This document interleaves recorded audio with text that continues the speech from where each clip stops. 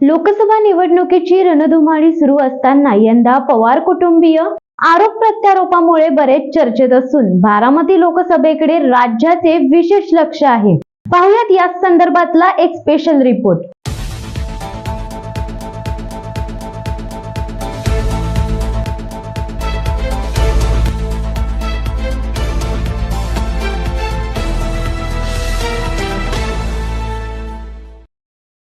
नमस्कार, मी धनश्री। आपण पाहत आहात शिवसत्ता टाइम्स न्यूज। बारामती लोकसभेकडे राज्याचे विशेष लक्ष लागले आहे, कारण येथे एका कुटुंबातील ननंद भाऊजे विरोधात लढत आहे। सुनेत्रा पवार विरुद्ध सुप्रिया सुळे यांच्या प्रचारासाठी सभांचा धडाका सुरू आहे। सुप्रिया सुळे यांच्या प्रचारासाठी शरद पवारांसह संपूर्ण पवार कुटुंब उतरले आहे, मात्र अजित पवारांसोबत कोणीच नाही असे चित्र आता दिसून येत आहे। अजित पवारांचे सख्खे भाऊही शरद पवारांसोबत आहेत, याचे मोठे शल्य अजित पवारांना आहे। बारामतीच्या प्रचार सभेत त्यांनी या शल्यापायी आपल्या कुटुंबातील उखाळ्या पाखाळ्या काढल्या। अजित पवार म्हणाले, काल पवार साहेब वर बसले होते, पायापाशी सुप्रिया, रोहित आणि युगेंद्र बसले होते। साहेब इथे बसले तर मी लांब बसायचे, लोकांना दाखवायचे होते की कुटुंब एक आहे। काल एक जण उठला, मी खासदार झाल्यावर त्याचा जन्म झाला आणि तो म्हणाला साहेबांनी सगळ्या संस्था काढल्या, मग आम्ही 30-35 वर्ष काय करत होतो, बारामतीत कारखाने कुणी काढले असा उल्लेख अजित पवारांनी अगतिकपणे केला। माझ्यावर आरोप केल्याने मला भोकं पडत नाहीत असेही ते म्हणाले। दूध संघ साहेबांनी काढले, केविकेचे सगळे योगदान अप्पासाहेब पवार यांचे। 91 विद्या प्रतिष्ठानची कोणतीही शाखा काढली नाही, ते सगळे मी केले आणि आमचे चिरंजीव म्हणतात सगळे साहेबांनी केले। तुमचा जन्म पण झाला नव्हता, त्या आधीचे तुम्हाला सगळे कळत होते का? 70,000 कोटी देशाची देवेंद्र फडणवीस आणि आम्ही राज्याची 35,000 कोटींची माफी केली, पण त्याचा उल्लेख कुणी करत नाही असेही अजित पवार म्हणाले।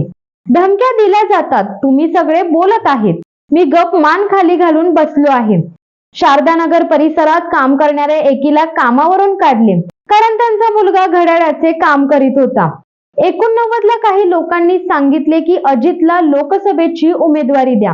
साहेब त्यांना म्हणाले की मी जातो शेती करायला, मी एकटा राजकारणामध्ये होतो, बाकी सगळे उद्योगधंदा करीत होते।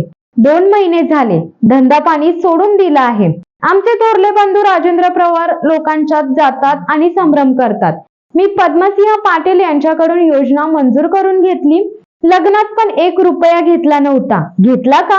कुणीही भावनिक होऊ नका असे आवाहनही अजित पवारांनी केले। पोकलेंचे थोबाड आणले की विहीर कचा खोदून होते, त्या कचावरून मला नोटीस आली। पायाजवळ बसले होते त्यातील राजेंद्र पवार आले आणि म्हणाले जिल्हा परिषद लढायचे आहे। त्यावेळी साहेबांना मी सांगितले की रोहितला फॉर्म भरायचा आहे, साहेबांनी सांगितले नाही आणि फोन ठेवला। मला एकाने सांगितले की रोहित पवार अपक्ष फॉर्म भरणार होता, त्याने फॉर्म देखील आणला होता। मी साहेबांना न सांगता रोहितला फॉर्म दिला, परत तो मला म्हणाला मला हडपसर मधून उभे राहायचे आहे। त्याला मी म्हणालो देखील सगळेच एका जिल्ह्यात असे कर्ज जामखेडला जा असे त्याला सांगितल्याचेही अजित पवारांनी स्पष्ट केले। मला काही दिवसांपूर्वी सांगितले तुम्ही कर्जत जामखेडला जा आणि सुनेत्राला येथून उभे करा। हडपसर मधून चेतन तुपे आहे, त्यावर तो म्हणाला माझा सासरा आहे। काही ठिकाणी पोकळी निर्माण झाली, तशी काहींना आमदारकीचे स्वप्न पडायला लागले। रोहितला निवडून आणले, साहेब मला बोलले वरिष्ठांशी बोलणे खावी लागतात। काही जण सांगतात दिल्लीला आम्ही दोघेच नडतो, अरे नडतोय पण मतदारसंघाचे नुकसान होते त्याचे काय, असा सवाल अजित पवारांनी केला। पत्रकारांना सांगितले होते तुम्ही इकडेच या, मग ते येणारच ना, आणि सांगितले जाते की अमेरिकेवरून पत्रकार आलेत असे अजित पवार उपहासाने म्हणाले। मी सुनेला निवडून द्या असे म्हणालो तर माझ्यावर टीका झाली। मी इकडे आल्यापासून मोदींसोबत ओळख झाली, अदानी अंबानींसोबत ओळख झाली।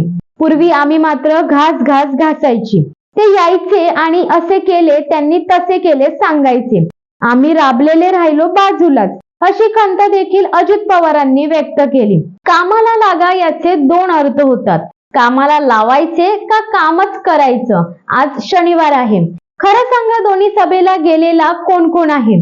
असे अजित पवारांनी विचारताच दोघांनी हात वर केला. भावनिक होऊ नका, काही जण रडतील. मित्रपक्षाला महत्व द्यायला कमीपणा वाटून घेऊ नका. कुठल्याही प्रकारे भावनिक होऊच नका. बहुसंख्य मताने आपल्या खासदाराला दिल्लीत पाठवा, असे आवाहन सुद्धा अजित पवारांनी शेवटी केले. एकंदर बारामतीची ही प्रचार सभा पवार कुटुंबांभोवती फिरत राहिली. विकास, रोजगार, शिक्षण, महागाई यावर चकार शब्द बोलता गेला नाही. अजित पवार यांनी कुटुंबातील गोष्टी चव्हाट्यावर आणल्या. बोलताना ते एकलेपणाच्या भावनेतून बोलत होते. अस्वस्थता त्यांच्या बोलण्यातून जाणवत होती. सर्व कुटुंब एका बाजूला आणि अजित पवार एका बाजूला. निव्वळ राजकारणामुळे हे सर्व घडले होते. तुम्हाला हा व्हिडिओ कसा वाटला हे आम्हाला कमेंट करून नक्कीच सांगा. त्याचबरोबर असे नवनवीन व्हिडिओ पाहण्यासाठी आमच्या शिवसत्ता टाइम्सला सबस्क्राईब करायला विसरू नका. तुर्तास धन्यवाद. दे धडक बेधडक वृत्त देणाऱ्या आपल्या शिवसत्ता टाइम्स न्यूज चॅनलला लाल बटन दाबून सबस्क्राईब करा आणि बेल आयकॉनला क्लिक करायला विसरू नका.